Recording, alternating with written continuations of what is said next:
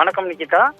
திருவள்ளூர் மாவட்டம் திருத்தணி அரசு மருத்துவமனை தலைமை மருத்துவமனையாக உயர்த்தப்பட்டு ரூபாய் 45 கோடியில் கட்டப்பட்டு தமிழ்நாடு முதலமைச்சர் அவர்களால் திறந்து வைத்து 90 நாட்கள் ஆகிறது. இந்த கட்டிடத்தில் புதிய கட்டிடத்தில் இன்று அதிகாலை முதல் மின்சாரம் இல்லாமல் இருந்துள்ளது. அப்போது எமர்ஜென்சிக்கு இயக்கப்பட வேண்டிய ஜெனரேட்டரில் டீசல் இல்லாமல் நின்று போயுள்ளது.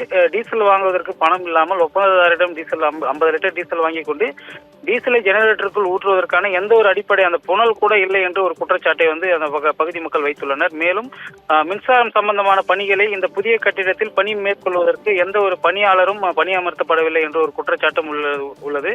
இந்நிலையில் மின்சாரம் இல்லாத நேரத்தில் பார்த்தோமானால் அந்த பகுதியில் அறுவை சிகிச்சை பிரிவு, அதே போன்று குழந்தைகள் பிரிவு, அதே போன்று உள்நோயாளிகள் வெளிநோயாளிகள் உள்ள பிரிவுகளில் மின்சாரம் இல்லாமல் அதே போன்று மின்விசிறி கூட இயங்காமல் நோயாளிகள் மிகவும் சிரமம் அடைந்துள்ளனர். குறிப்பாக 3 தளங்களில் உள்ள இந்த கட்டிடத்தில் பார்த்தோமானால் மேலே ஏறி செல்வதற்கு அந்த லிப்ட் கூட ஒர்க் ஆகவில்லை என்று கூறப்படுகிறது.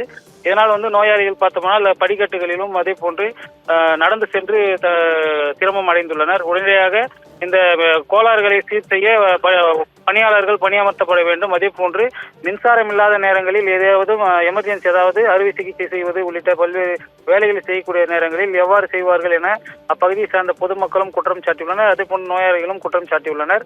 குறிப்பாக எமர்ஜென்சிக்கு யூஸ் செய்ய வேண்டிய அந்த ஜெனரேட்டர்கள் கூட டீசல் இல்லாமல் உள்ளது அதிர்ச்சியை ஏற்படுத்தியுள்ளது. அதே போன்று இந்த அரசு மருத்துவமனை என்னதான் செய்து கொண்டிருக்கிறது என அப்பகுதிவாசிகளும் பொதுமக்களும் மருத்துவர்களை கேட்கும் ஒரு அவல நிலைக்கு தள்ளப்பட்டுள்ளது. குறிப்பாக புதிய கட்டிடத்தில் எந்த ஒரு எமர்ஜென்சிக்கும் எந்த ஒரு பணியாளர்களும் இல்லை என்பது குறிப்பிடத்தக்கது. நிகிதா.